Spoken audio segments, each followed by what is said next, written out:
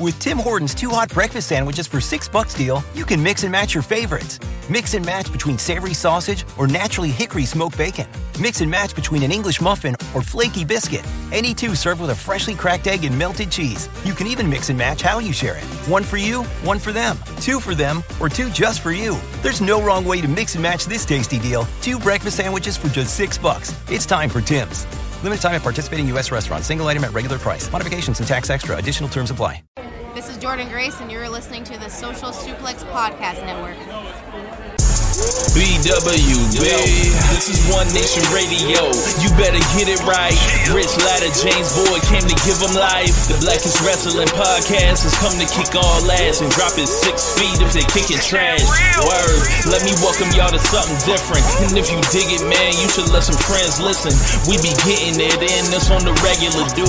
Ravish and flow, but this shit rude. See, James don't rap, so I had to break it down. The whole network, man, we coming for the crown. Raps in the columns, I keep them both covered. Making the beats too, so the listeners can bump it. Hit us with the rating, yeah, I'm saying it's a 5. Before you hit it, talk, bob your head side to side. It's One Nation Radio, and this is the beginning. It's Rich, and I'm here with James. It's time to listen to One Nation. You got to unleash the power of the pyramid. This is Mike Sempervive from WrestlingObserver.com. Check me out on Wrestling Observer Live every day. And also check out your boys, Rich and James, on One Nation Radio. This is Kenny Omega. We're listening to One Nation Radio. Check it out, guys. These guys know what's up. Big Kenny Omega fans, and that's all that counts to me. Goodbye and good night.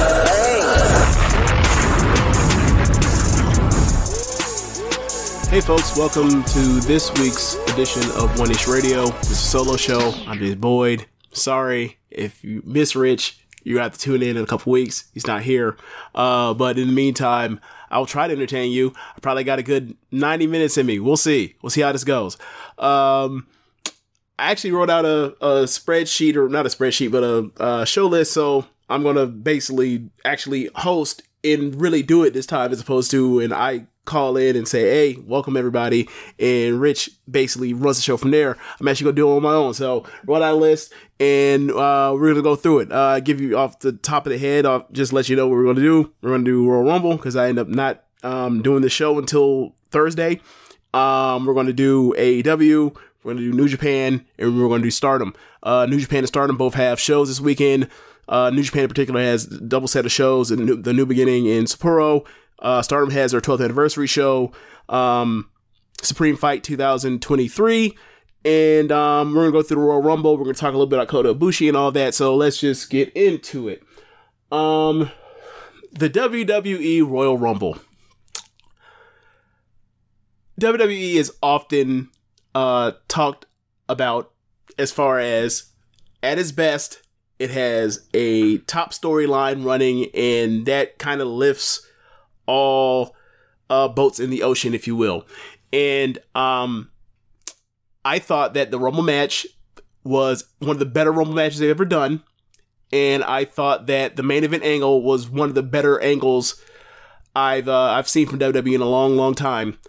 And for those people that are that want quality up and down the card, similar to a Dynamite, similar to a Rampage, a Stardom, a New Japan big show, you're probably not going to get it. But WWE is taking care of the most important things right now, and they got themselves a hot angle at the top of the card with involving Roman Reigns and Sami Zayn and the Usos and Kevin Owens. As far as the direction for where that goes from now until WrestleMania remains to be seen, but they got the Royal Rumble winner right. They got a super hot angle involving Sami Zayn and probably the Usos, and the fallout from that I'm sure people will tune in on Friday to see.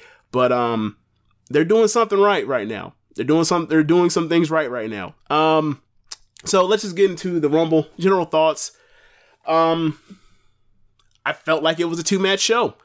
I felt like you start from the opener and you start from the main event and the angle after the main event, and pretty much after that you can, depending on what you're feeling on the final 3 or for the closing down stretch of the Women's Rumble, that's kind of your show right there. For 4 hours, it did not fill the time well. I believe there was a time lag between the Women's Rumble until the bell actually rings for the main event, the title match. I think there's just tons of, like, nearly a half hour of dead time, of no action. It's just, you know, a performance from these people who no one gives a fuck about. And Roman walked to the ring forever. And, obviously it's a big stadium, but even by that standard, it was a long one for Roman. People might have to start counting him. You know, people have long made jokes about Randy Orton and The Undertaker. Roman's right there. He right there with him. So, let's get into it. Men's Rumble starts out with Gunther at number 1, and he goes all the way to the end. He starts off with Sheamus, then Miz gets in. They proceed to, the 2 European Bruisers then proceed to brutalize Miz. That was fun for a bit of time. Then, number 4, the counter goes off, and you hear it's a New Day. Yes, it is. And the crowd jumped to his feet and was hot.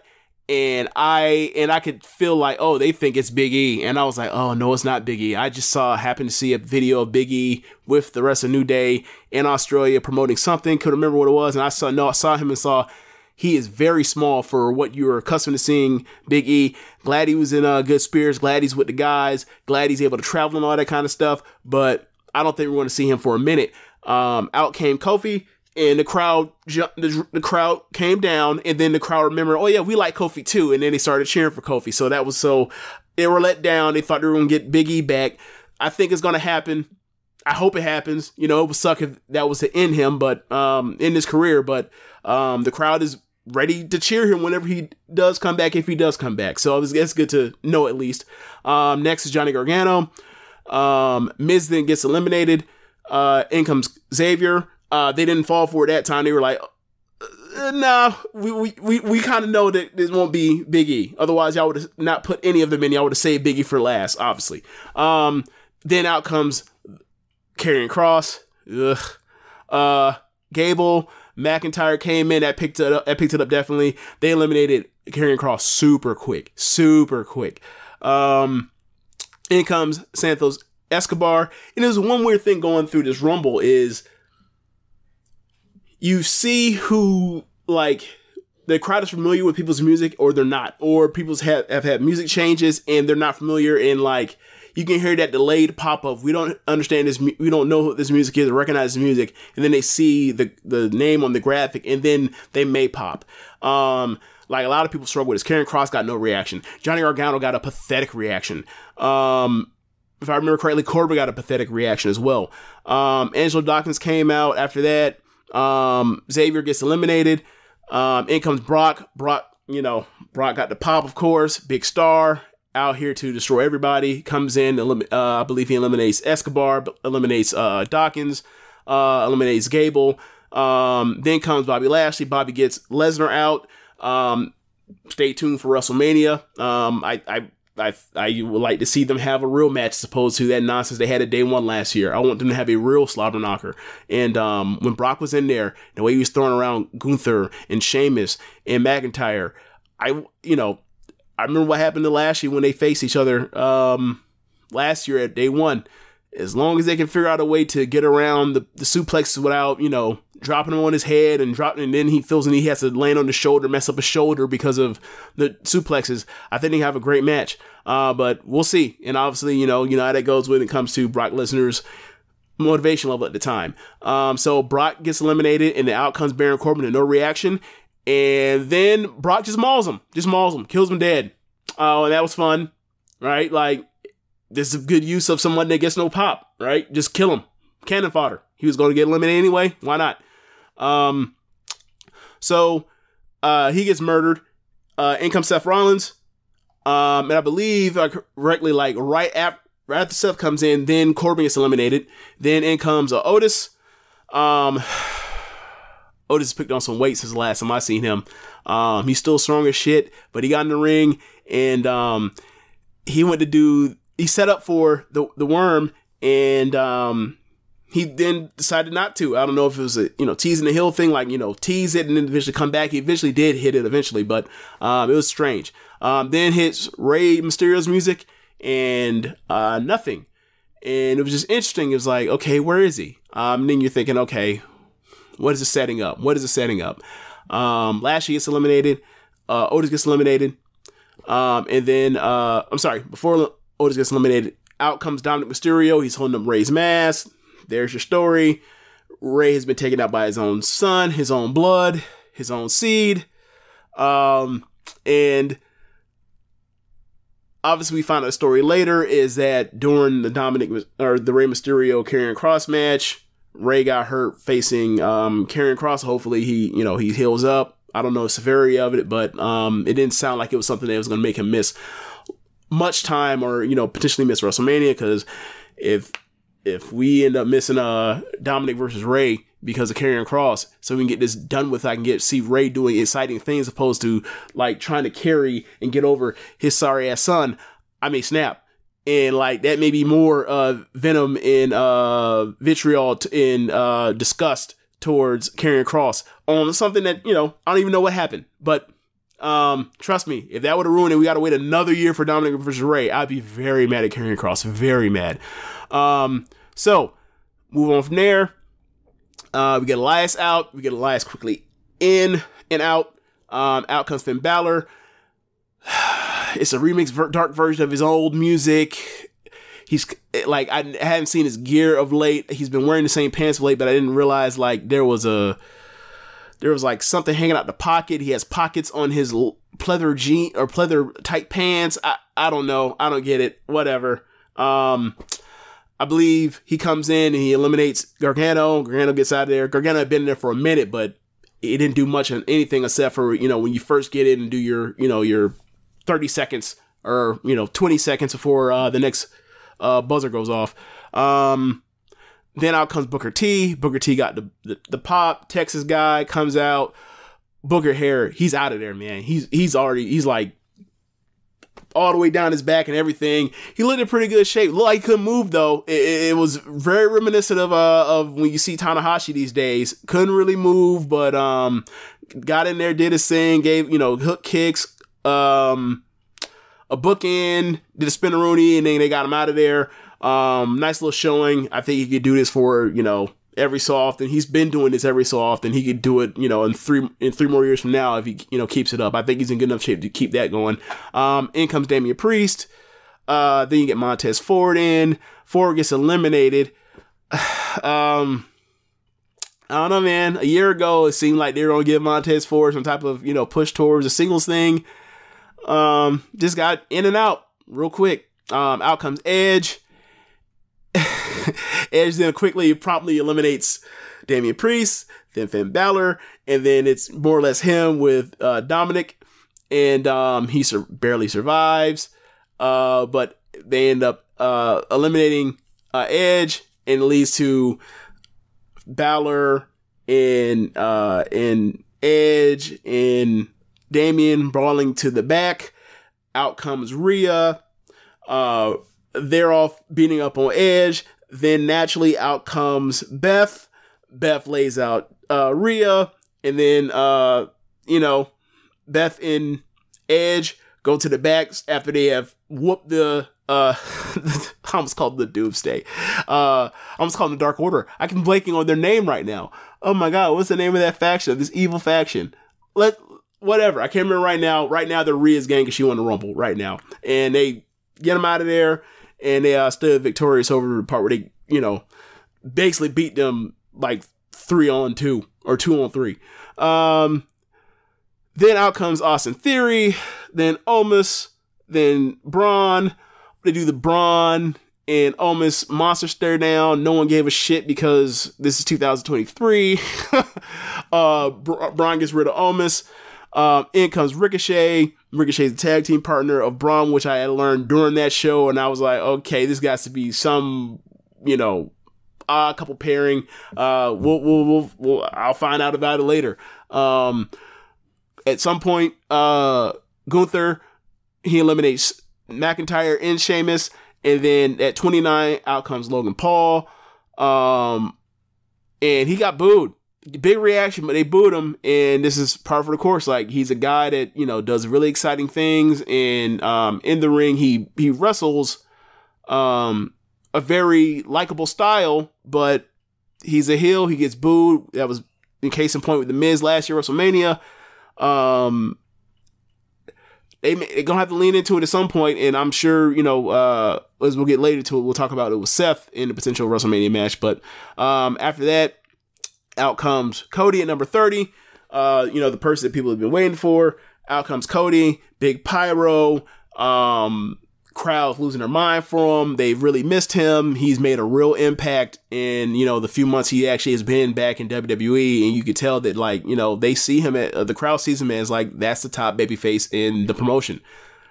He has done a great job since he has left AEW and gone to WWE, and I think, the idea where he was in control of everything he did, which worked to his downfall in AEW, when you were kind of pared down. Sometimes people have too many ideas or too fast to move off of things or too fast to go through things. And you look at what all the hotshot type stuff Cody was doing in AEW towards the end, or let's say the last 18 months of his tenure there, and you look at how he basically was with Seth that whole time until he ended up getting hurt. It's just a matter of, being able to tell him, slow down. You're a great baby face, but you're doing too much, and the crowd may get tired of you. So I'm glad that he's back, and he looked good. It's probably in the best shape I've seen him in a long time. So anyway, at this point it starts to get fuzzy for me, but we got to talk about it because it was one of the damnedest things I've ever seen, and it's reminiscent of what Ricochet did with Carmelo Hayes in NXT a couple months ago. Logan Paul and Ricochet, they basically say, hey, you want to do it? And they say, yeah, I want to do it. And what they wanted to do was they both at the same time wanted to hit from opposite sides of the ring, hit springboard crossbodies into each other and fall and die. And the thud that this contact created was bordering on sickening. I thought they had clanked heads. It was gross. I thought that Logan Paul was concussed. I thought that Will Smith was gonna have to tell the truth. That was a hell of a spot to take. That had to hurt. I suggest that they don't do that ever again. But if you are someone that is disgusted by power slap, I think that this is a safer alternative. Can we put human catapult on after AEW Dynamite instead of power slap? Just thoughts. So anyway, Braun Strowman gets eliminated, Dominic gets eliminated, Ricochet gets eliminated, and I believe you believe after the you believe that Logan Paul has died, so they give you the presentation of the Final Four is like Austin Theory, Cody, Seth, and Gunther. I believe Logan Paul throws out Austin Theory. You get a point at some point where Seth and Cody are bringing up their feud from last year. They're arguing with each other, and then eventually they say, hey, we gotta stop this fucking Gunther dude. He's kicking our asses. Or he could kick our ass. So they team up on him. Doesn't really work. At some point, Seth gets eliminated by Seth gets eliminated by Logan Paul. Logan Paul is getting eliminated by Cody after Crossroads. And then you get last two, Cody, who number 30, versus Gunther, who came in at number 1. And I thought they had a nice little mini match. A really nice little mini match, Gunther has been in there the whole time for, basically over an hour, and Cody's fresh, but he has an injury and he comes back, and they tell the story of let's test out Cody's chest, and Gunther just chopped the shit out of him, lit his chest up, turn all sorts of colors. Cody's anemic, but it plays well, right? It plays well. And Cody has to work from underneath, and they have a mini match, and they go to the top rope at times. And I thought it was a really good story they told in a mini match, and it made me want to see them have a match for the title at some point, or for a title at some point. Maybe it's the Intercontinental title. I don't know. Maybe it's the Maybe it's one of the titles. Who knows what they're going to do with WrestleMania? I wouldn't beat Roman Reigns, but whatever. Like, I want to see Gunther versus Cody. I thought that was great. And Cody sold his ass off, and at the end, Cody ends up hitting a crossroads, and he clotheslines Gunther out, and Cody is the winner of the 2023 Royal Rumble. And he's going to WrestleMania, presumably in the main event, or one of the main events of 2 nights of WrestleMania. I thought this was one of the better Royal Rumbles.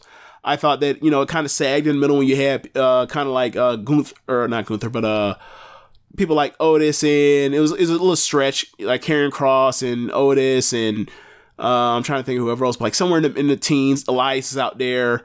But yeah, Booker T came out and I had some fun, and then after that, I thought it was, really good Rumble. It sucked that Kofi couldn't do whatever he's trying to do. I want to know what his ratio is of late, doing his, death-defying stunts to survive in Royal Rumbles. Seems like he's botched a few the last few years, but, shoot or shoot, right? But yeah, 2 thumbs up for the Rumble. 2 thumbs up. Now, a match that will be getting 2 thumbs down. The Pitch Black match. Bray Wyatt versus LA Knight. This match was terrible. This match stunk. This match stank. It's basically another Fiend match. He sold more in this match. Bray Wyatt did sell. He's not impervious to pain during the match.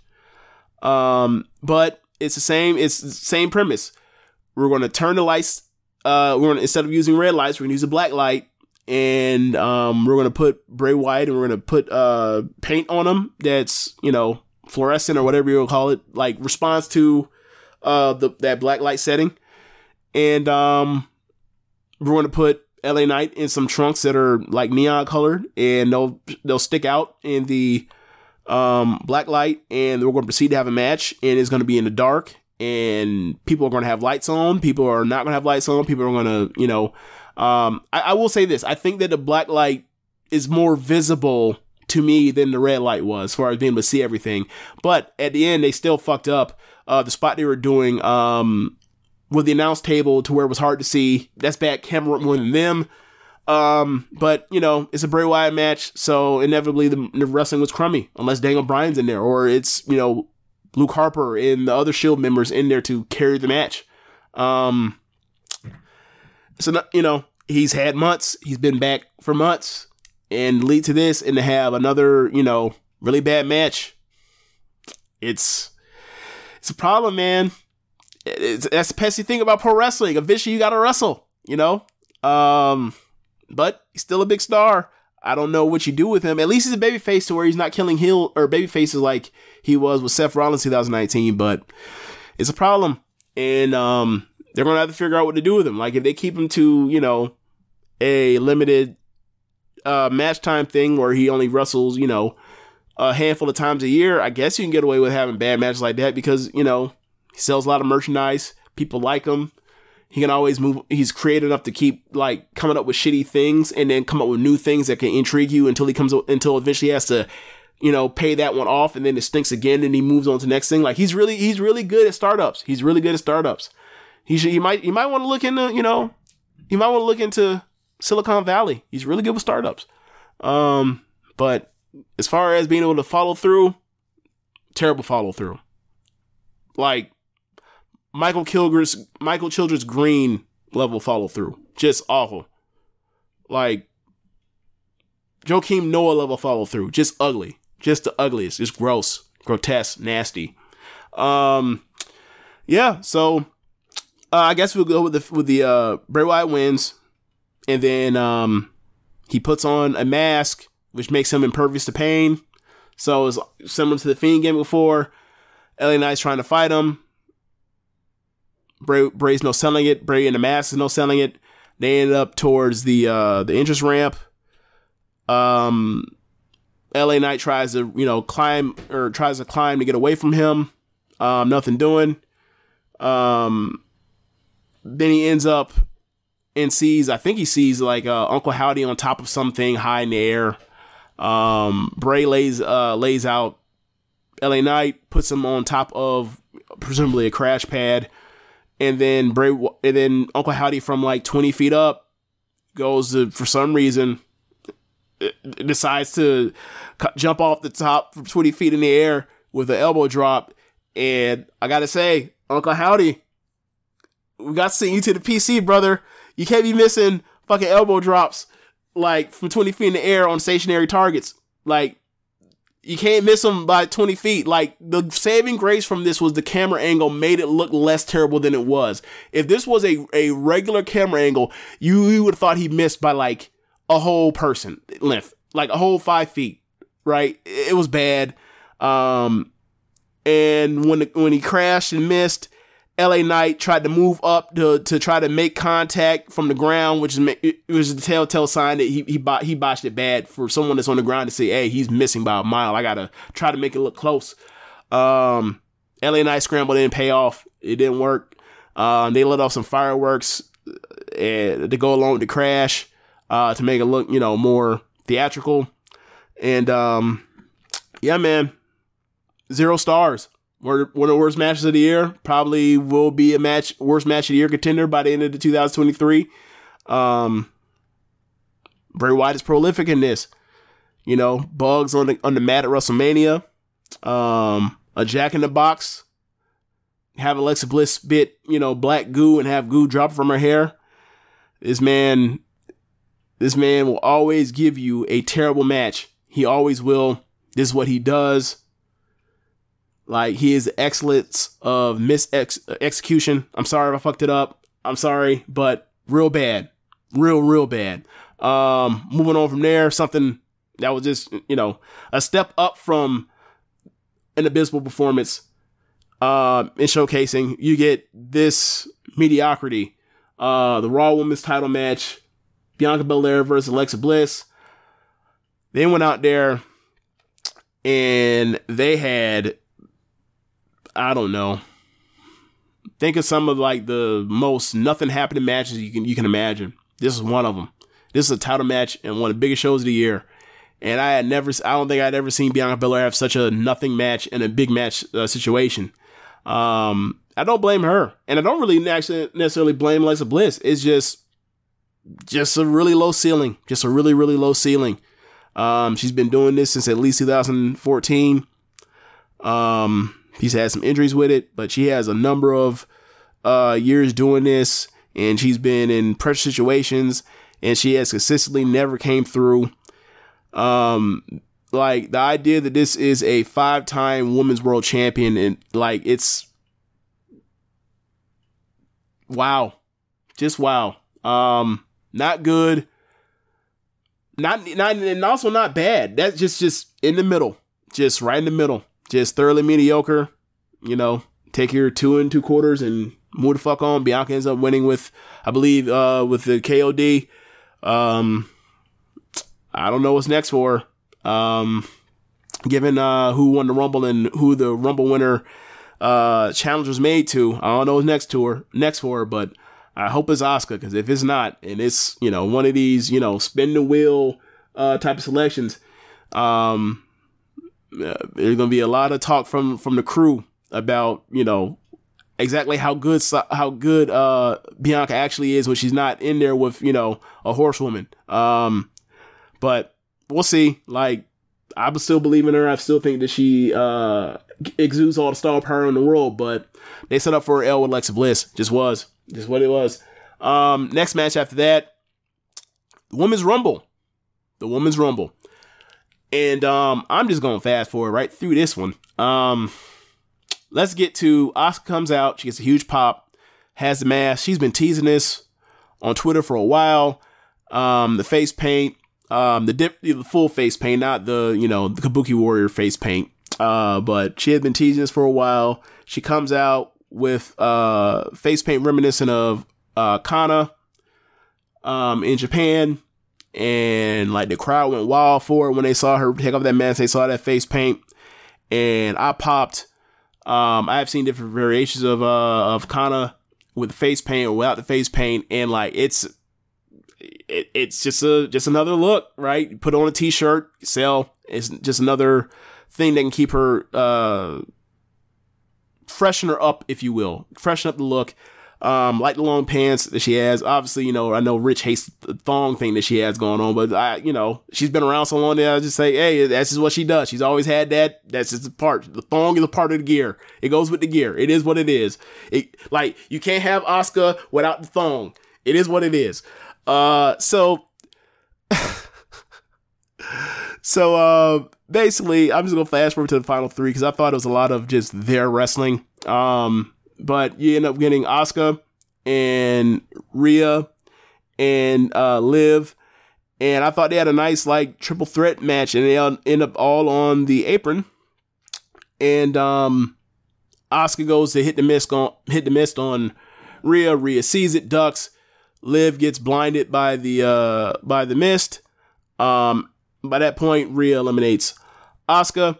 So they're still on the apron, and Rhea is still dangling. You know, Shawn Michaels 96 dangling, just trying to keep her feet from touching the floor or the mat.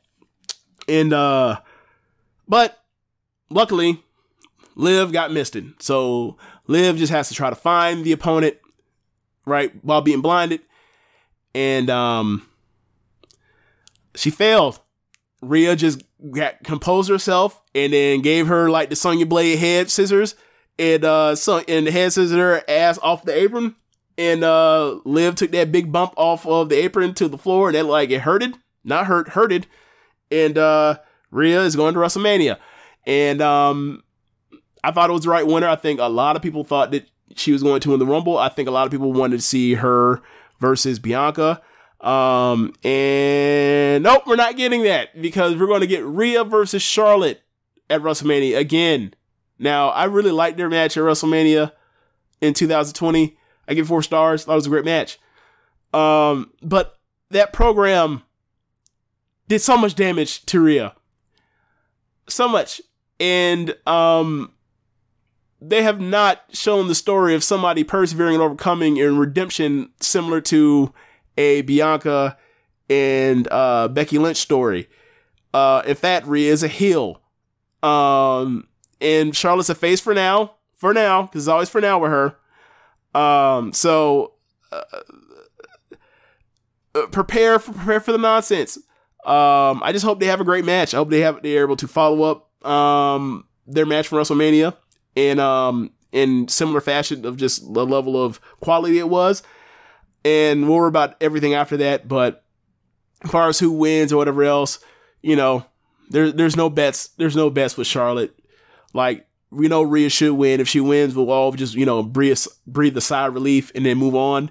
But you already know how it is. Like, the game always going to move back to Charlotte so you can get her 20 title reigns.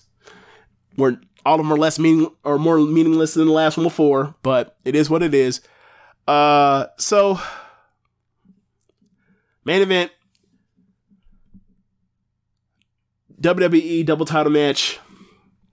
The big dog, the tribal chief, the leader of the free world, Roman Reigns versus Kevin Owens, with Sami Zayn and Paul Heyman at ringside.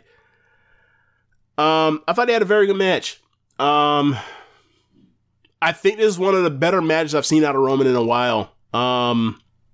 Obviously, it had the ref bump or whatever else, but I'm just, you know, for a, you know, slow, methodical WWE main event match, like, I think I prefer the Roman matches a bit more than the Orton matches, when Orton was on top, but, I don't know. I just feel like there's a ceiling on what Roman can do at the top of these cards working this particular formula.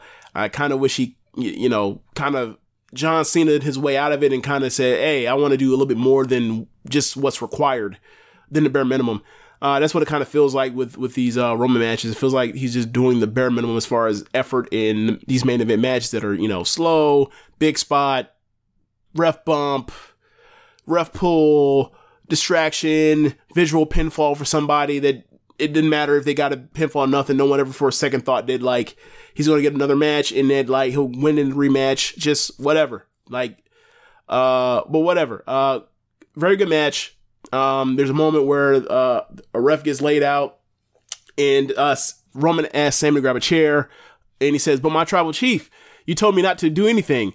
"Well, I changed my mind. I want you to help." And Sammy rolls in a chair late, which, while rolling in late, gave Kevin Owens enough time to recover and hit a super kick, I believe, and then you get a visual pinfall.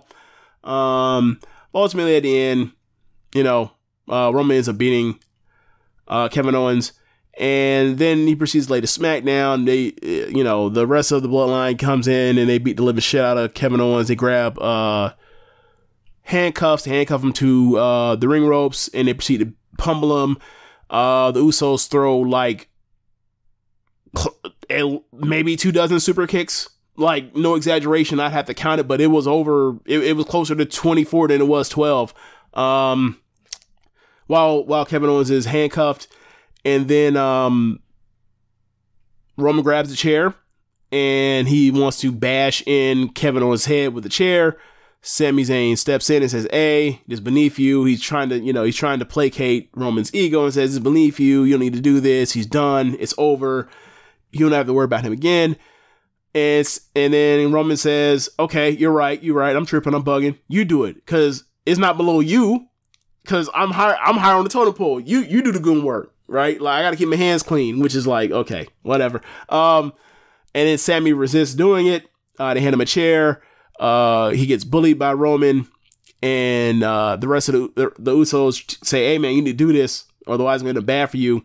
So Roman turns his back to him, while he expects a chair being placed into Kevin Owens' skull, and Sammy ends up placing the chair across Roman's back. Roman falls down, very similar fashion to when Seth Rollins turned on the Shield.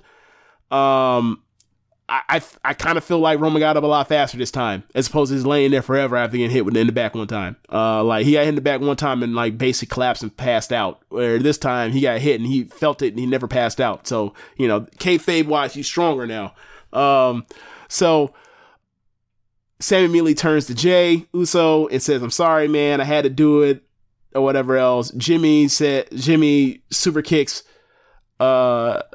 Sammy, and then the rest of the Bloodline beat the living shit out of Sami Zayn, except for Jey, who's so heartbroken and can't, after all that time, finally believes in Sami Zayn, and he walks out, and the rest of the Bloodline lays out Sami Zayn, beat the dog shit out of him, and then they leave him laying, and in the ring left is Sami Zayn and Kevin Owens' carcass, while in the middle of the ring is Sami Zayn, and Kevin Owens is, still, his carcass is still tied up or handcuffed to the ropes.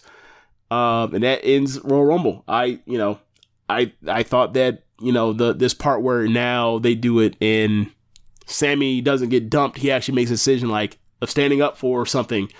That's a good note. Obviously, it's better than they were just going to turn on him and just leave him to die like a dummy. You have reason to cheer for him. I don't know what's going to happen at WrestleMania. If you give me my choice of main eventing on one of these nights with Sami Zayn or Cody, I'm going with Cody. That's just me. But we'll see what happens when it comes to Elimination Chamber. That's in Montreal. I think there's potential for a match there. You do it and you just say, "Hey, Sammy's a loser, but I want to beat his ass. I'm the champion. What I say goes. I'm the leader of the free world, of course. So give me my match." And they can have Sammy versus Roman in Montreal, and they can pull out all the stops, and they can have, they beat the shit out of him and have Kevin Owens come and save him at the end, or come out and, help him up and scrape him up off the ground after he gets stomped out, all that kind of stuff. And you could do the tag team thing if you want to. I think that's the lesser of the stories, but the story's not for Sami Zayn. Like, this whole thing is not about Sami Zayn. This whole thing is about Roman Reigns, and this is the thing that kept him hot, and I guess they figured this is like the expiration date for this, or they need to do this before they can get to WrestleMania. I would have strung this along longer, but they did it, and the people are loving it. They're eating it up, and like, WWE is hot right now for this. Like, this is the top of their thing right now. Like, they got a huge return show from Raw this week for the rating. They got over 2 million. So whatever they're doing with this Roman Reigns thing, and with Cody coming back, there is definite intrigue for the road to WrestleMania this year. hats off to him. Like, you say what you want to about the card and everything, as far as this WrestleMania or Royal Rumble show, but like, they're handling the main things. Like, the main event is what draws, and it's got a lot of eyes on it right now, and they like the Rumble. So, I think a lot of people have a lot of goodwill towards this different booking regime thing that's going on right now with Triple H / whoever else is, telling him to do certain things, but it's definitely a step up as far as people entry level from what was just Vince, when it was just Vince by himself. So, they have a new lease on life because of the WrestleMania season. So they best not fuck it up. So to move on from WWE news.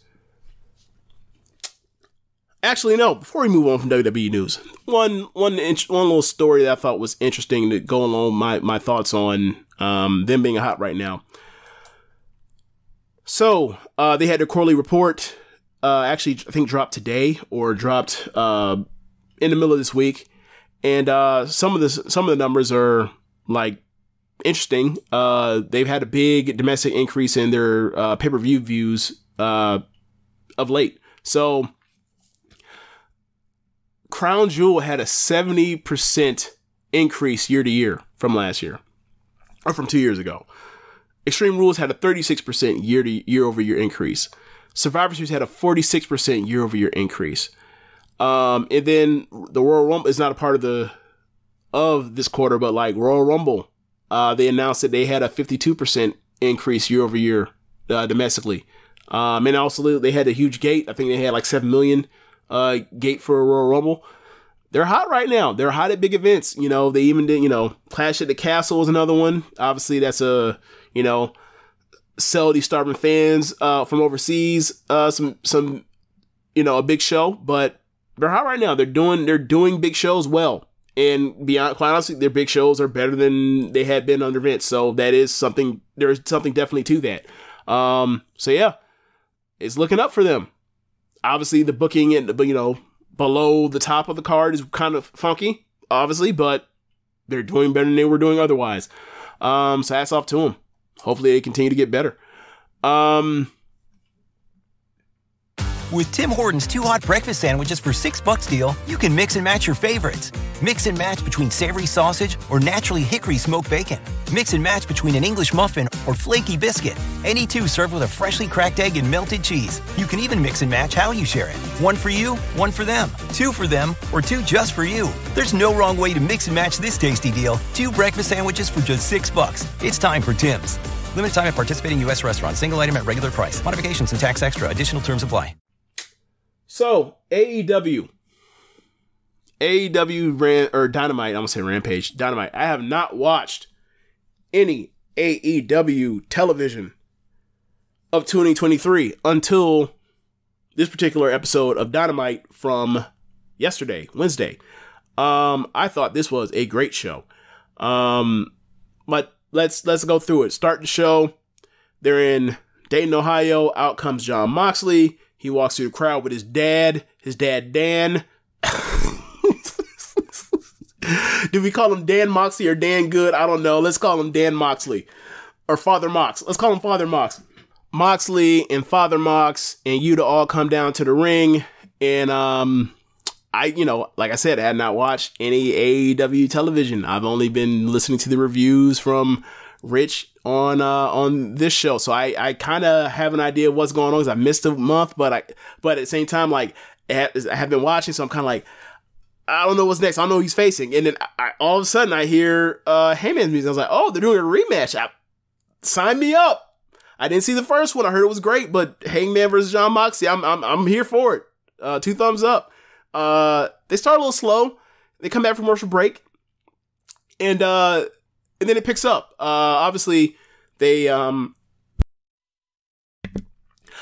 build off of the story where Hangman took out Moxley in their first match in Retribution 2, or actually their second match in Retribution 2, what happened back in, I believe it was in Cincinnati months ago. So Moxley has to work from underneath.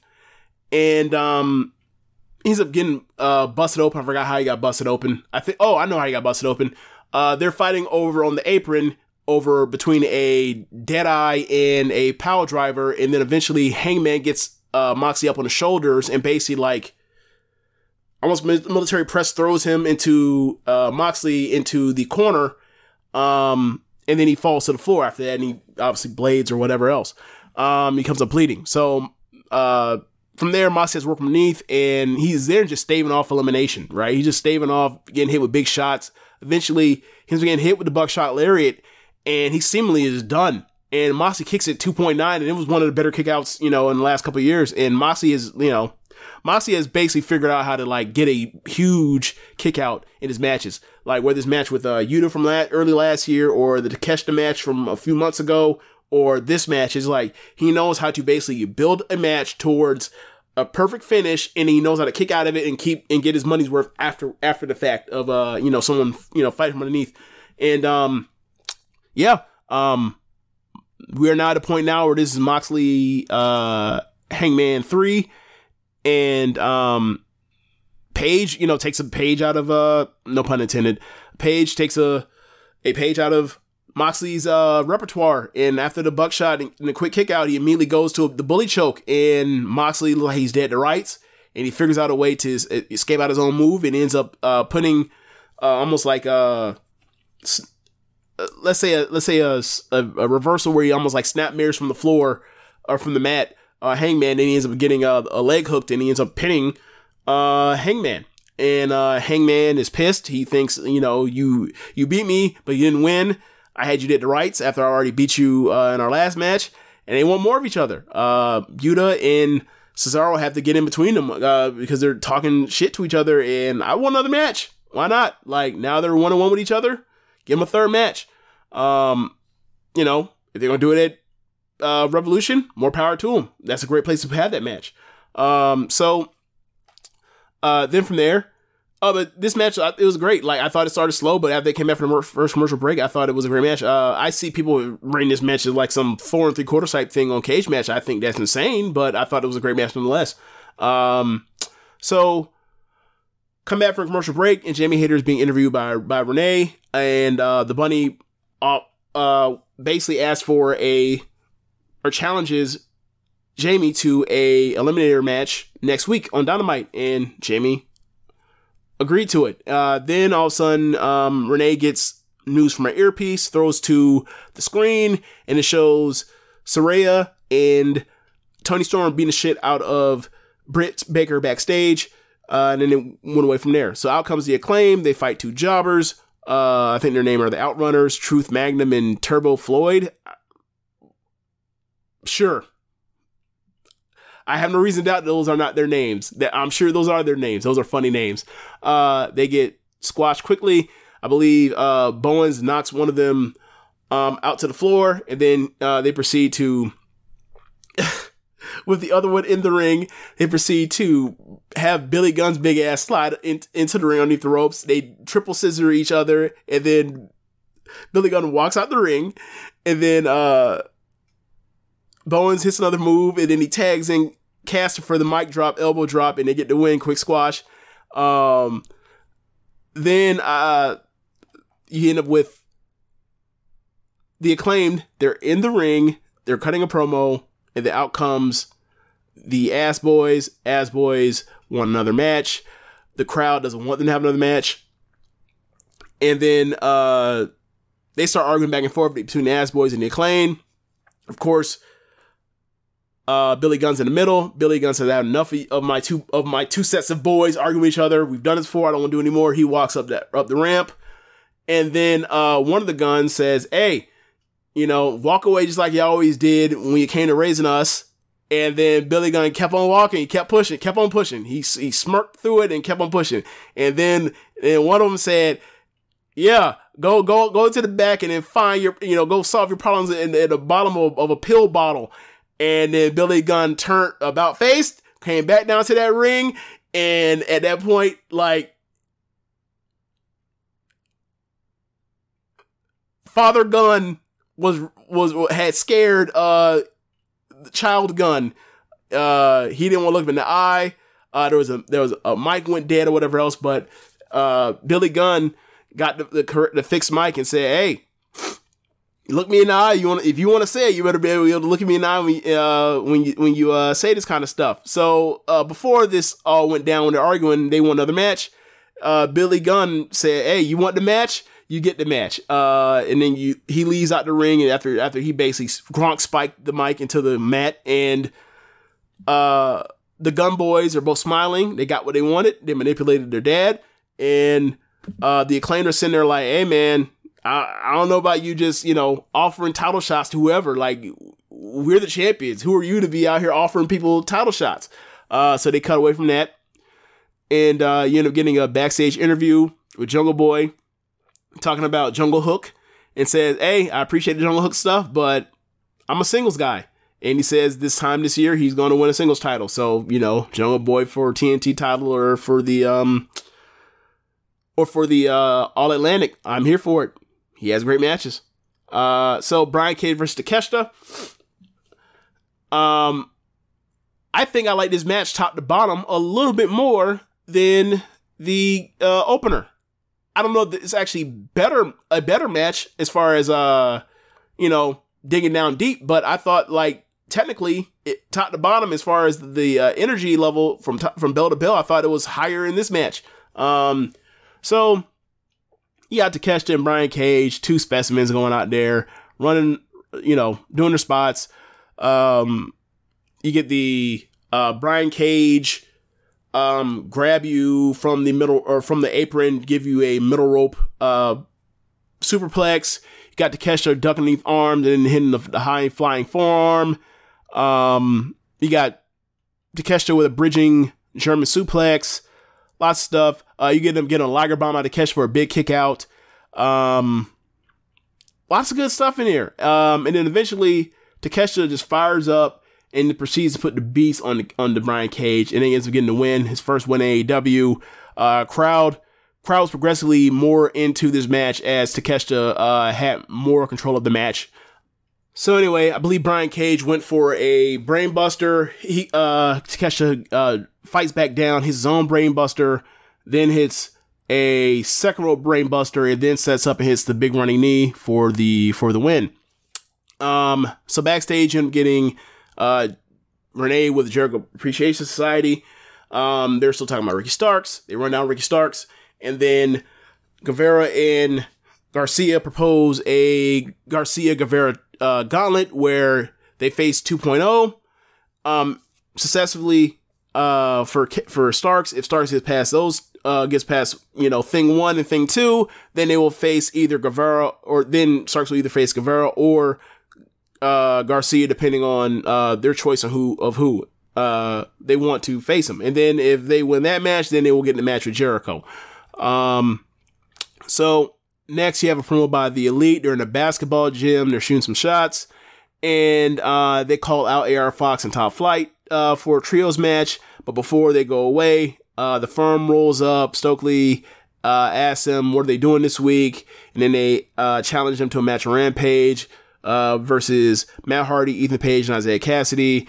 And they're like initially against it until Omega gets talked into it, because Don Callis says that, like, him hitting a one-wing angel on Matt Hardy is a nice NFT. Okay, funny joke. So move on from there, and we end up getting Bryan Danielson versus Timothy Thatcher. So this match is a grapple fuck, and I don't mean it in a bad way. It's a very good match, but it is a match where it's like, okay, we've seen Daniel Bryan versus people like Drew Gulak. We've seen him versus different types of, technical expertise wrestlers, right? And what he likes to do is he likes to sell for all of their stuff. Like he can't out-wrestle them. And then eventually it'll turn into something else, right? Like, I think with the Gulak match, it turned into, this dude's tying me up in knots. I need to just out-strike him because I'm better at striking. This match didn't necessarily have that. He was at the mercy of Thatcher because he has a bad wing, his bad left wing, bad left shoulder, and Thatcher just kept grinding on him and coming up with new, everything he came up with, he couldn't get out of. Like, I think that Danielson and him did some great technical work, where it's like, eventually, towards the end, Danielson gets a a sleeper hold, and he ends up putting it with his left arm across the neck with the right arm up, and he realizes I need to switch stances because he can get out of this and have the weak arm, and he puts the right arm across the neck and then switch with the up arm on the left. And then Thatcher grabs the left arm like a lever and pulls it down and escapes. I mean, it was really good stuff. Really good stuff if you're into that type of wrestling. I don't know how many people are that listen to this show, but I appreciate this kind of stuff from Danielson and Thatcher and others. So by the end, you know, with a ref, I believe at that point in time, you get the ref bump right out of that spot into the ref in the corner where they, where Thatcher basically backs Danielson into the ref in the corner. MJF comes down with the ring. He's going to obviously turn the tables. And as he gets towards the ringside area, out comes somebody with a hoodie on and then lays him out. It turns out it's Takeshita. And Takeshita runs MJF out the ring or out of the arena. And then they get back to the match, and Danielson ducks underneath a move and then hits the bicycle knee and gets the W. Very good match. Probably give it 3.5. I know, you know, it comes to people's taste, whatever, but like I like when, you know, Daniel Bryanson has these kind of matches. Brian Danielson has these kind of matches. And you know, I thought that like I think I'll talk about this at the end of the show as far as the variety you got on this 2-hour show. But yeah, I thought it was a really good match.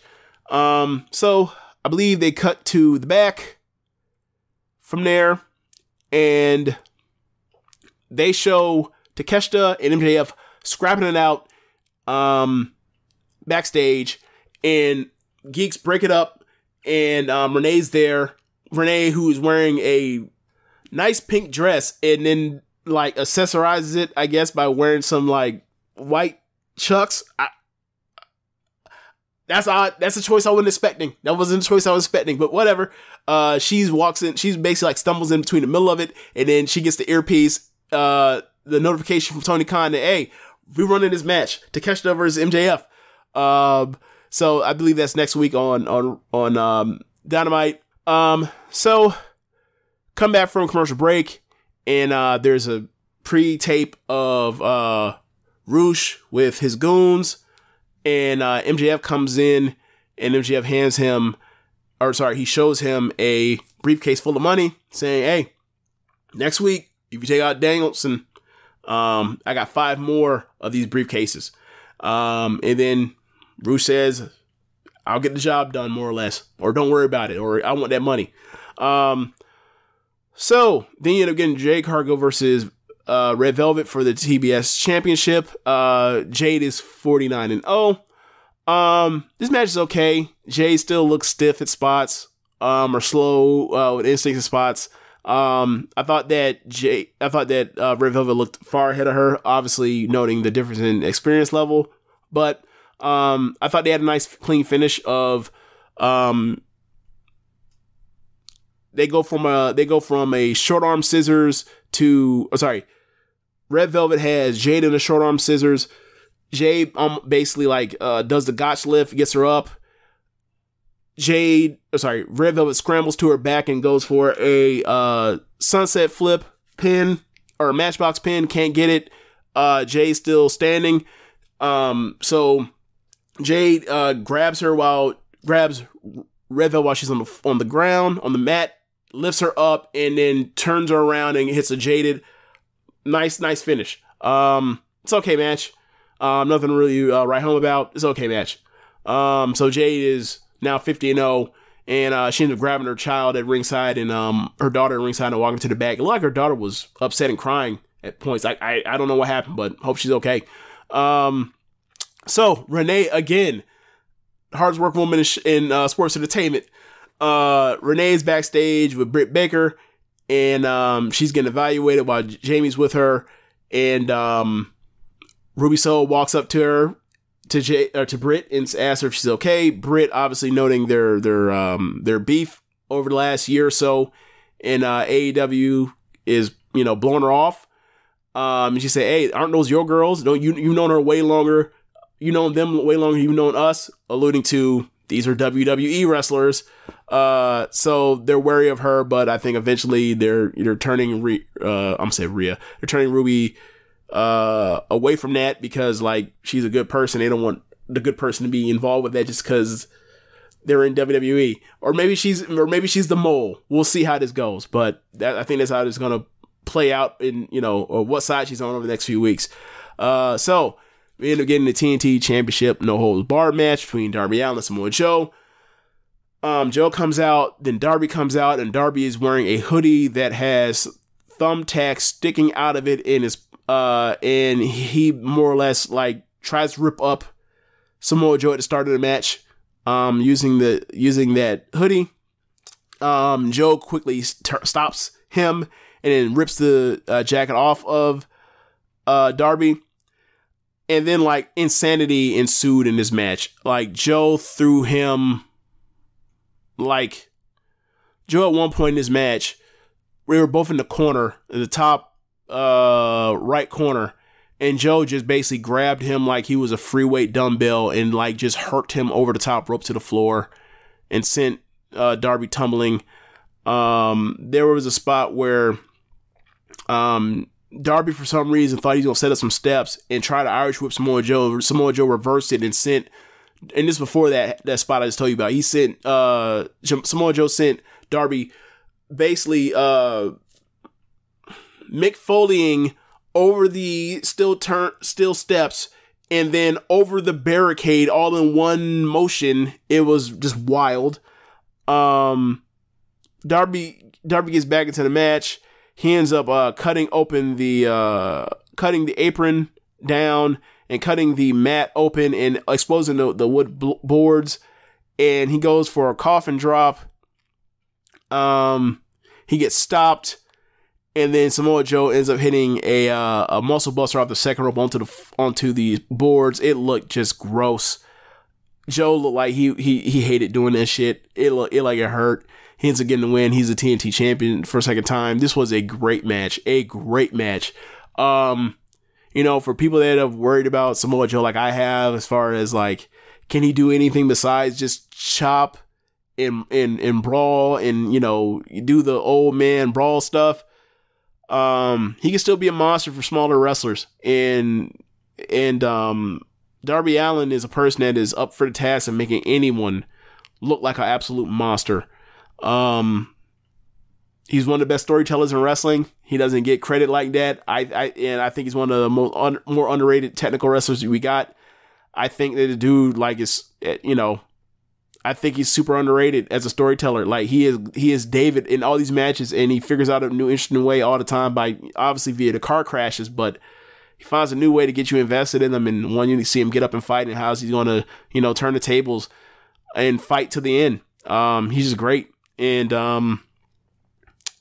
yeah, man, I don't know what his, his ceiling is in his company, but if MJF can be a at that level, the world title level, like, I think there is a babyface run with the title for him. I don't know how long you can keep him champion, but I think he could be there. And, like, I would like to see him at the top versus the other guys and try to, tell these same stories or similar stories with, how he can overcome or how he uses craftiness or, his insanity to stay on level with some of these guys. And the crowd believes him to that level.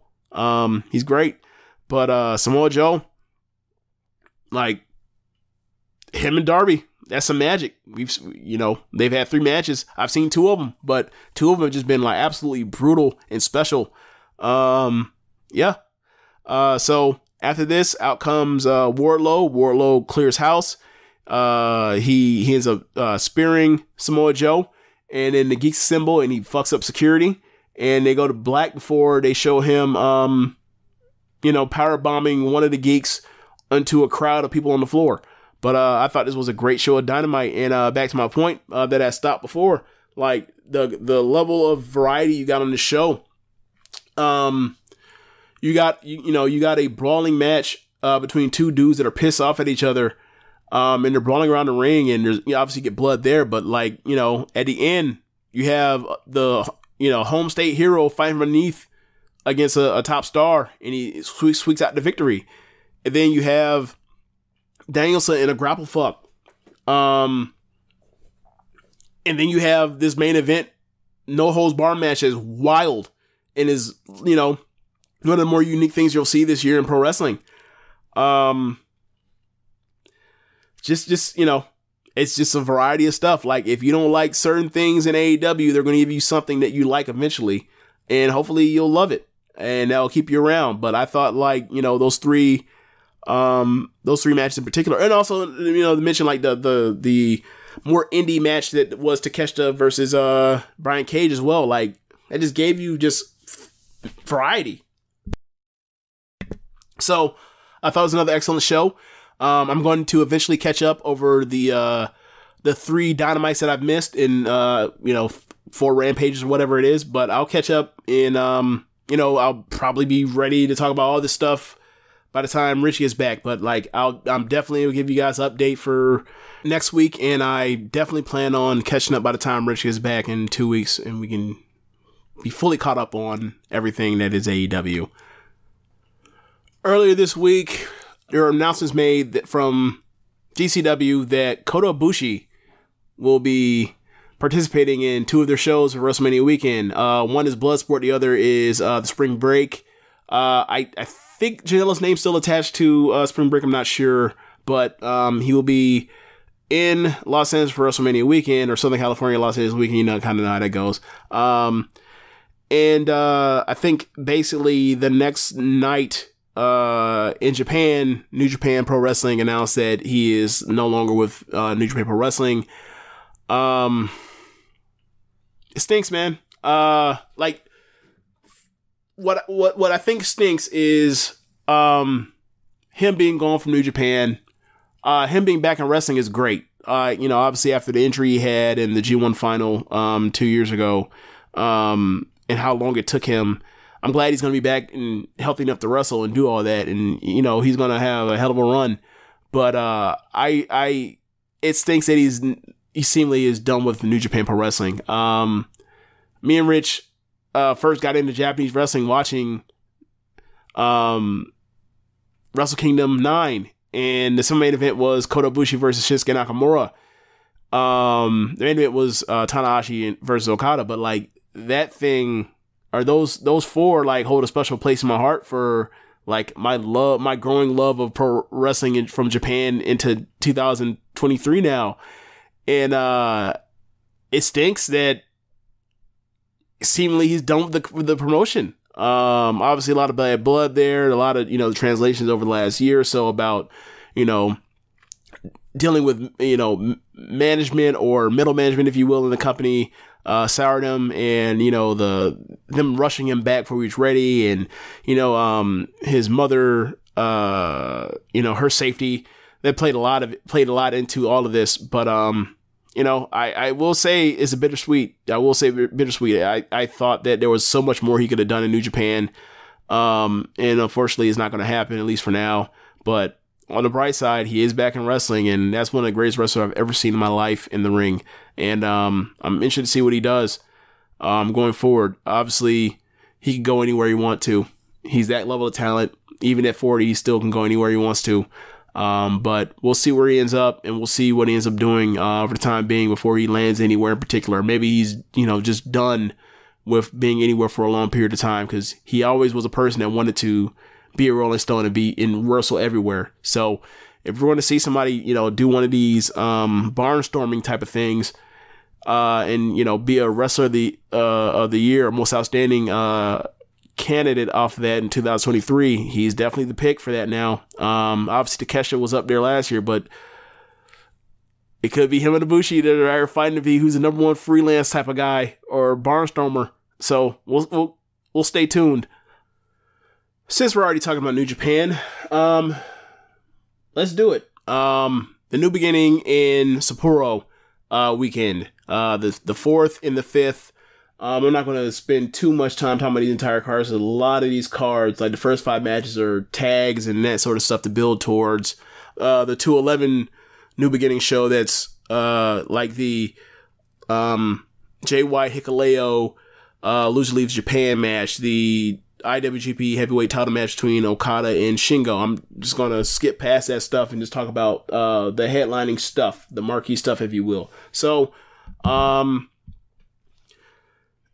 match for the February 4th show, IWGP Junior Heavyweight Tag Team title match, Catch 22, Akira and TJP versus Kanemaru and Doki. I think the match is going to be really good. Catch 22, they're really good. And, you know, Doki, he's on one. He wrestles like it's his last. He wrestled like Iverson. So that should be fun.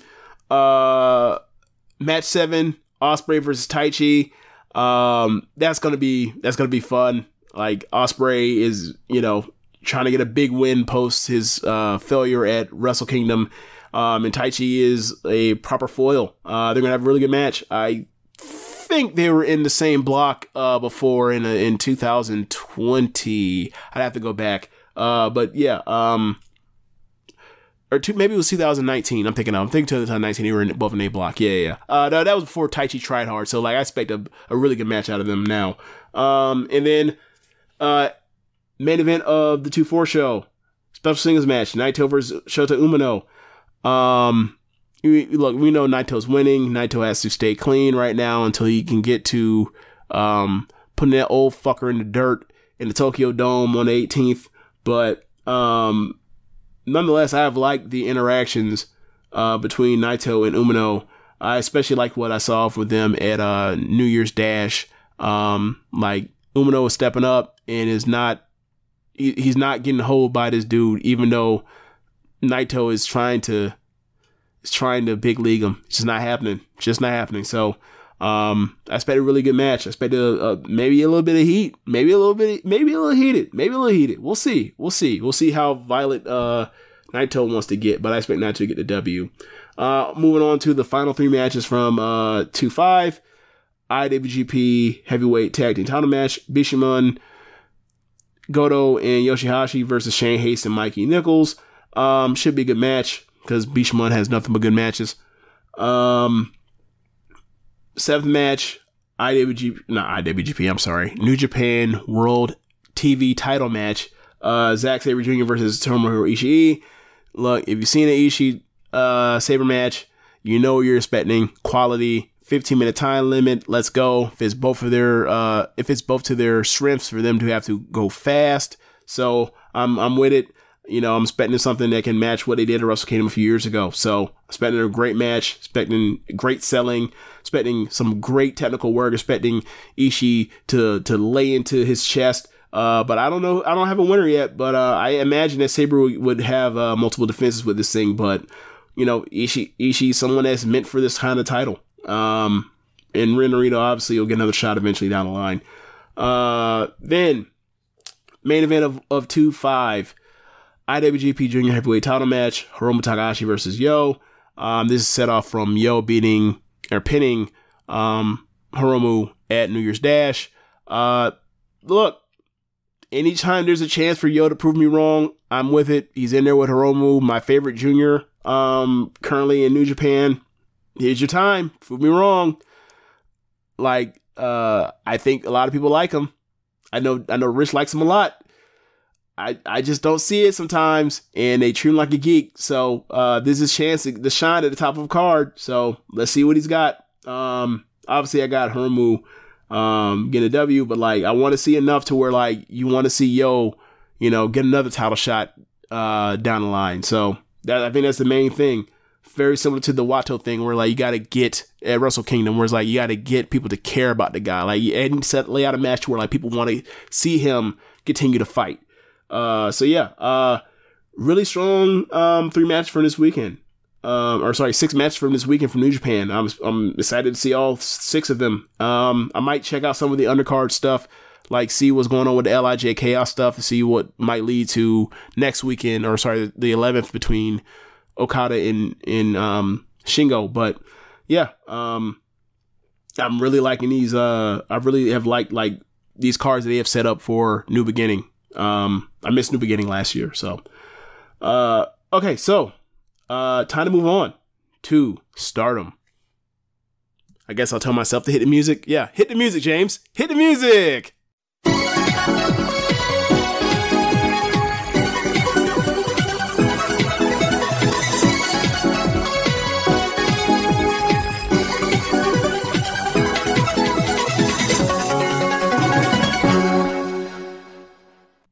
So, this Saturday, we have Stardom's first major pay-per-view of 2023. We have Stardom Supreme Fight 2023, the 12th anniversary show of Stardom.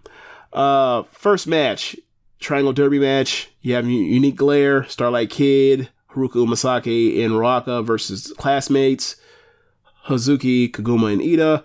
Should be a fun, nice opener. I expect Ida to get pinned here, but I still expect a fun match between the interplay of Kaguma and Kid and Umasaki and Hazuki. Should be some quality stuff there. Might get a little house stuff from Ruaka and Ida. We'll see. Second match, trios match, Queen's Quest, Utami, Azumi, and Lady C versus God's Eye, special edition God's Eye. Shuri, the returning Konami, and Ami. I believe Konami's in just for this show. She's been doing spots, all since last year. She just comes in and out every so often. So happy to see her. Every time I see her, I'm glad she's in for the time being. We'll see what her future holds in Stardom as far as like a tournament or whatever else. I would love to see her in the Grand Prix again, but we'll see. Should be a fun match though. I probably I see Lady C in here. I see where the pin eater is. Third match, special singles match, Chihiro Hashimoto versus Mirai. This match is gonna be fun. Two power wrestlers, two technique wrestlers. You're gonna see some like strength. I'm interested to see how this goes. I don't remember Chihiro's background, but I've seen so much of her game, and like in certain ways she reminds me of Jeff Cobb. The times I've seen her, I've probably seen maybe like 10 matches of hers, something like that over the years, and I've always enjoyed her matches. And I think she's as far as people talking about like someone like you, for example, if you're not familiar with Chihiro Hashimoto, Chihiro's tag team partner around the indies, if you will, of the Joshi scene is Chihiro Hashimoto, and Chihiro has a much higher ceiling than you, even though some people have questions about what Yu's actual ceiling is as a singles wrestler. But yeah, Chihiro is top of the notch. She's one of the better Joshi we have on the scene, and I'm interested to see what she does with Mirai from a power perspective and whatever story they tell in the ring. But what I'm really excited for is Chihiro versus Shuri whenever we get that. I'm presuming that's going to be the Yokohama Arena show, but this is a nice little appetizer for people to understand like what she's capable of. So interested to see that. Fourth match, an Aniwa roulette match. Basically this match is a random draw gauntlet match, with 5 minute falls and elimination rules. So you can win via pin, submission, DQ, or over the top rope elimination. So the participants are Mayu Iwatani, Momo Kogo from Stars, Tam Nakano, Nasapoi, Mina Shirakawa, and Waka Sugiyama of Cosmic Angels, Miyu Amasaki of Queen's Quest, Tekla and Mirai Sakurai of Donna Del Mondo, Natsuko Tora and Saki Kashima of Oedo Tai, Mariah May of Club Venus, Yuna Mizumori, and Momoka Hanazono. And the 15th participant is X, a mystery participant. We'll find out when she walks out onto the scene. Hopefully it's not Kikutaro. I'm sick of that Kikutaro shit. Never again. So the winner of this match, also, if there's a draw, both people that went to the draw are eliminated and move on to the next two. So that's going to leave a lot of outs for people like Mayu or Tam. They just want to, not have anyone get eliminated, and they just want to beat them and they don't get a title shot. But the winner of this match, last person standing at the end of this match, gets a title shot of their choice. So we'll see. Fifth match, the Goddess Belts match. 7-Up, Nanai, Takahashi, and Yu versus Mahime, Maika, and Himeka. I thought that their match in the Tag League was one of the very best matches in that tournament last year. And it had a quick finish. Or not a quick finish, but it had a flash finish, if you will. So I want to see like the real knockdown, throwdown, someone gets finished match, and I think this is it. Don't know who's going to win, but seeing Nanai in there with Himeka was fun, and seeing you in there with Micah is fun, and their interplay between all four of them is fun. So I'm glad I get to see another one of them. Sixth match, white belt match, Saya Kamitani versus Momo Watanabe. This match is gonna be great. I don't really have many notes to say. There's not much to the story. Kamitani, won at Sumo Hall, and then I'm sorry, not Sumo Hall, but won at Nagoya at the 1/8 show pay-per-view, and said she wanted to challenge Momo because Momo is the record holder for most white belt title defenses, and Kamitani had just tied the streak or tied the record, and she wants to wrestle the record holder to for who has the record at the end of it. So Momo, her character of the last few years is, I want nothing to do with the white belt. I only want to challenge for the red belt because I've already done that, been here, done that. But she's evil, and she was offered a title shot, so she said, I'll take it. And at the press conference, she proceeded to beat the hell out of Kamitani. And obviously you throw in the departure from Momo from Queen's Quest into Oedo Tai from last year, and all that stuff's there, but they haven't really truly expressed it. But that stuff's all at play. But either way, this is somebody, if I remember correctly, Kamitani's debut match was actually against Momo in 2019. So like this, a lot of storyline elements there. So I expect them to have a great match because it's Kamitani and it's Momo, and like Kamitani was arguably the second best big match performer in women's wrestling last year, and Momo's just flat out a better wrestler than her. So like, think about that. So I expect them to have a great match. Then the main event, red belt match. I expect Kamitani to get the W and move on. I'm kind of at the point with Kamitani's not a strong storyteller. No knock against her. She's great in the ring. I think that's the thing that she's missing. You could say the same for all of her Queen's Quest faction mates, aside from maybe Utami Washiri. But I expect her to win, and I expect her to then drop the title to whoever they put in front of her at the time. I really would have wanted to see a full match between her and Suzu, but Suzu is facing Julia in the main event of this. Because Suzu beat Kamitani in the 5-star Grand Prix, so that was in the back pocket if they ever want to do that. But I think they kind of have to get this off of her by the time they get to the Yokohama show, so Yokohama Arena show. So whether it's Starlight Kid or it's Natsupoi or it's Mina, one of them three got to take it off her, and we can move on from there. I think she's had a hell of a run, but we're now at the point now we got to start looking back and like, all right, do we need repeat opponents now? And the repeat opponents have to beat her eventually. So that's kind of where we are with her. But a great run nonetheless. Red belt title match. Julia versus Suzu Suzuki.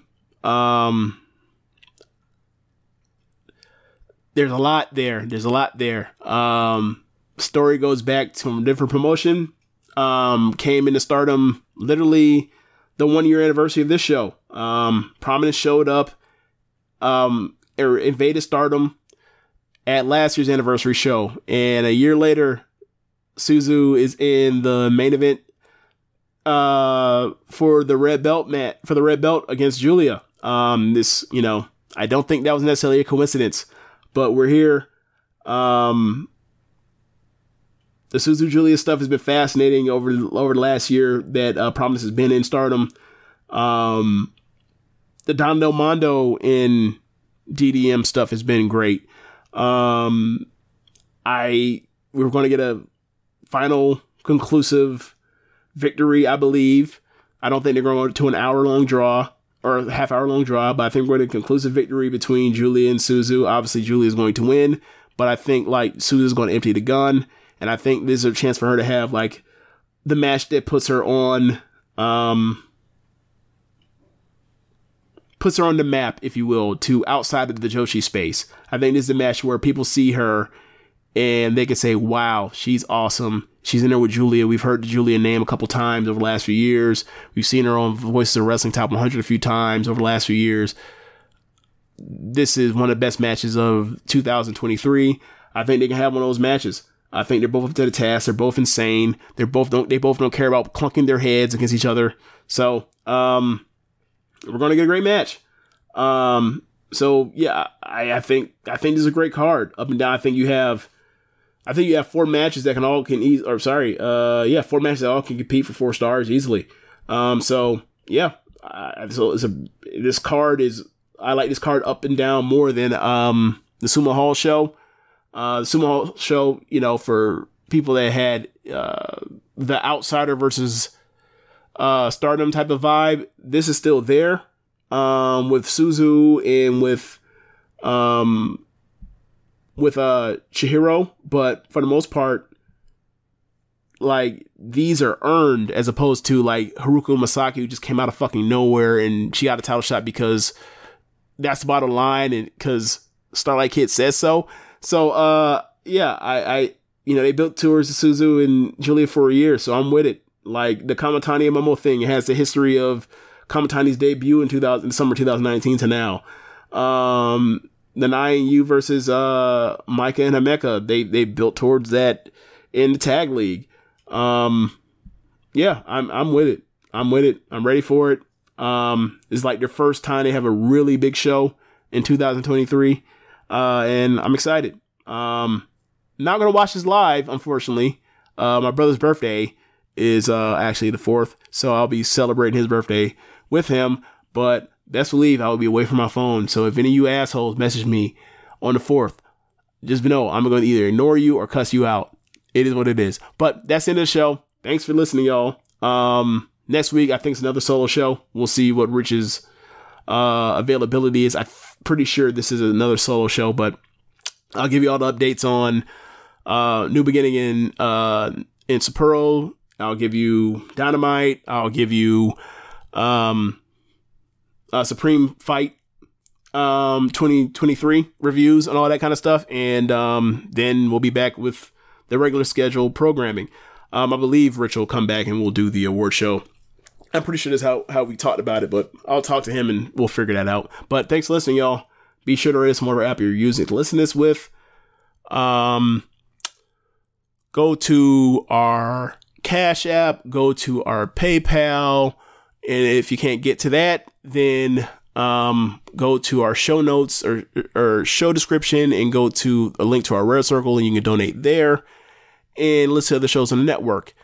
Besides One Nation Radio, there is Keepin It Strong Style, the Ricky Clive Wrestling Show, Grown Man Watch This Shit, the Grave Consequences Podcast, 8-Bit Suplex, All Things Elite, Great Match Generator, Meet the Press Slam, and Get in the Ring. Also, in the show notes, Rich's new album. Go to the PayHip and drop whatever you can on the album. Give it a listen.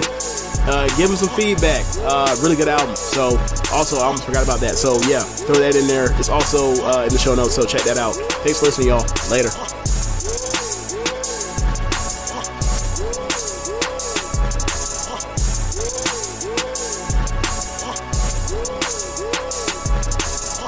With Tim Hortons 2 hot breakfast sandwiches for $6 deal, you can mix and match your favorites. Mix and match between savory sausage or naturally hickory smoked bacon. Mix and match between an English muffin or flaky biscuit. Any 2 served with a freshly cracked egg and melted cheese. You can even mix and match how you share it. 1 for you, 1 for them, 2 for them, or 2 just for you. There's no wrong way to mix and match this tasty deal. 2 breakfast sandwiches for just $6. It's time for Tim's. Limited time at participating U.S. restaurants. Single item at regular price. Modifications and tax extra. Additional terms apply.